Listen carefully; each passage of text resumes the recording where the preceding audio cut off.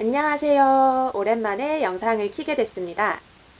오늘 제가 얘기하고 싶은 건 집에서 할 수 있는 피부 관리, 기본 중에 기본에 대해서 이야기를 해보려고 합니다.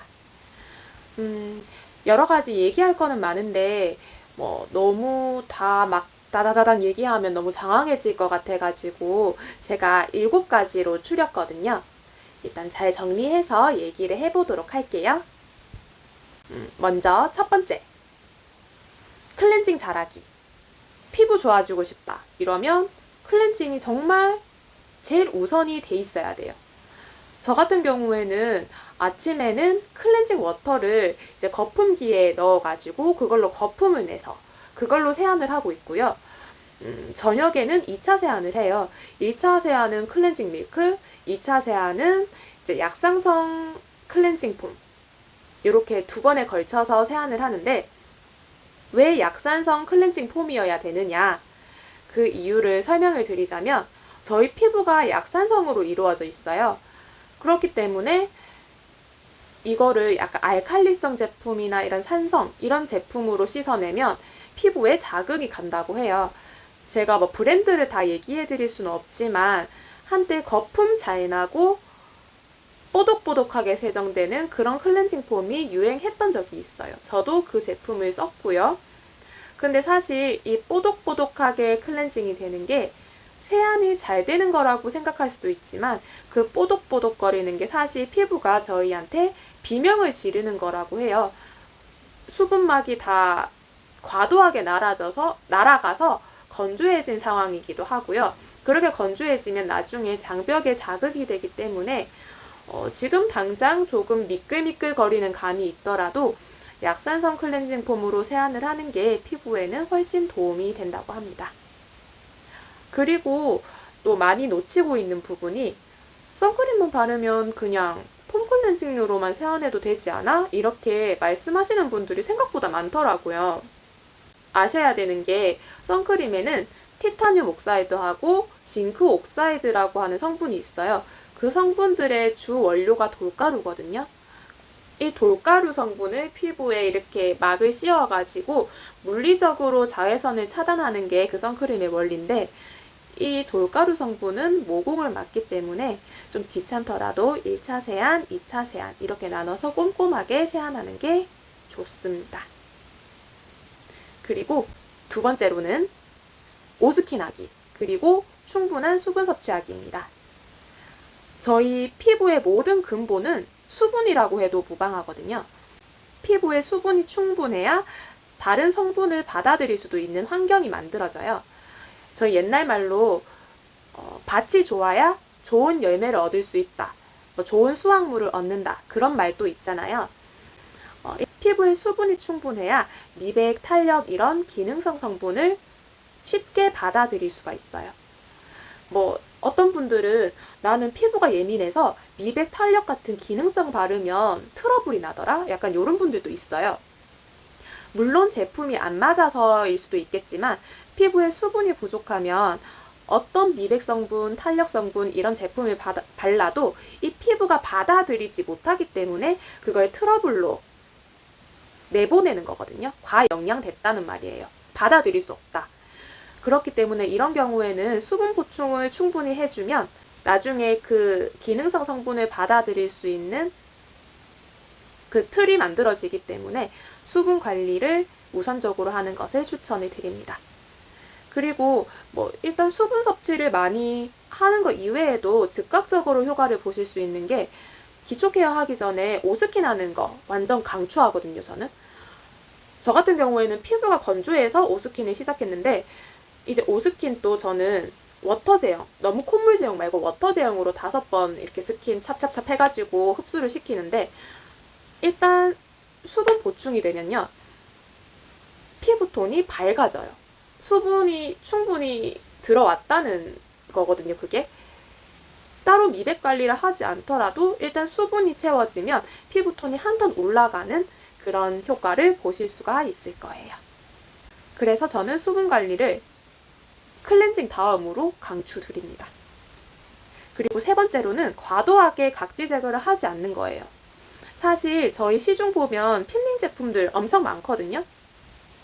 물론 지성 피부 같은 경우에는 이제 주기적으로 각질 제거를 하는 게 모공속의 노폐물을 제거하는 데 도움이 된다고 알고 있어요, 저도. 그게 일부 사실이기도 하고요. 근데 뭐 일반 피부, 건성 피부에 저는 각질 제거가 굳이 필요하다고는 생각을 안 해요. 왜냐면 이런 피부에 각질이 일어난다. 건조해서 일어나는 거거든요. 건조한 거는 보습을 해줘야지 각질 제거를 한다고 그게 근본적으로 해결이 되는 게 아니잖아요. 일단 저희가 각질을 제거하게 되면 이제 피부에 수분이 날아가고요.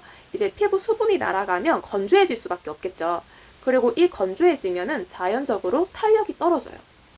한마디로 딱 정리해서 장벽이 무너지는 거예요.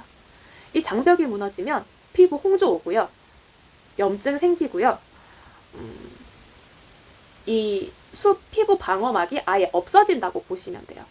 이거 복구시키려고 하면 또 시간과 돈이 들기 때문에 저는 웬만해서는 이 건조한 피부와 일반 피부에는 각질 제거를 추천드리진 않아요. 그러면 이 각질 어떻게 해야 되냐 이렇게 얘기를 하실 거예요.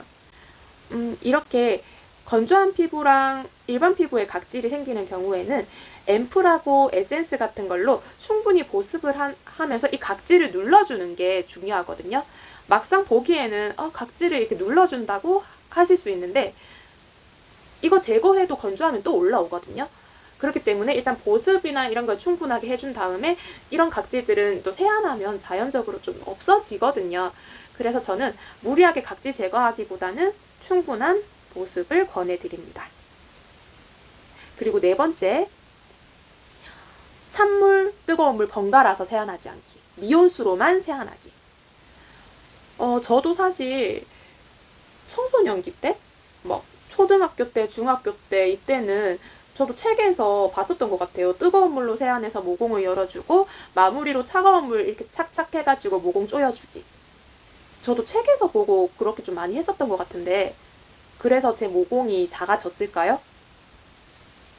일단 상식적으로 이런 방법이 효과가 있다면 피부과에서 모공 관련 시술을 안 했겠죠. 지금 다 그런 식으로 해서 모공이 작아졌을 거라면 일단 제 모공은 그렇게 해서 작아지지 않았습니다. 뜨거운 물로 세안을 하게 되면요. 피부 탄력도 떨어지고 노화가 빨리 오고요. 차가운 물로 세안하면 그만큼 세정력은 떨어지거든요. 그래서 어떻게 해야 되냐? 미온수로 세안해도 충분히 세정력 있고 자극 없이 세안이 가능합니다. 딱 생각해 봤을 때도 차가운 물로 세안해서 진정이 되고 하는 게 말이 안 되는 게 저희 겨울에 손빨래 차가운 물로 해본 적 다 있을 거예요. 그러면 이 손이 완전 빨갛게 자극이 돼서 얼얼하게 좀 부어오르는 듯한 그런 효과를 보실 수 있을 건데 이거는 사실 차가운 물로 했다고 진정이 됐다고 다들 생각은 하진 않잖아요. 이게 자극인데 그런데 차가운 물을 얼굴에 뿌려서 진정을 시킨다? 이거는 저는 좀 모순이 있다고 생각을 합니다. 그리고 5번째, 두피 관리하기. 딱 봐도 저희 이 얼굴 피부와 이 두피는 연결돼 있잖아요. 그렇기 때문에 얼굴 피부만큼 두피 관리도 중요한데요. 이 두피가 처지면 이 이마가 처지고 이마가 처지면 얼굴 자체가 좀 처지는 것처럼 보이잖아요. 그렇기 때문에 저는 두피 관리도 신경을 좀 써주는 편이에요.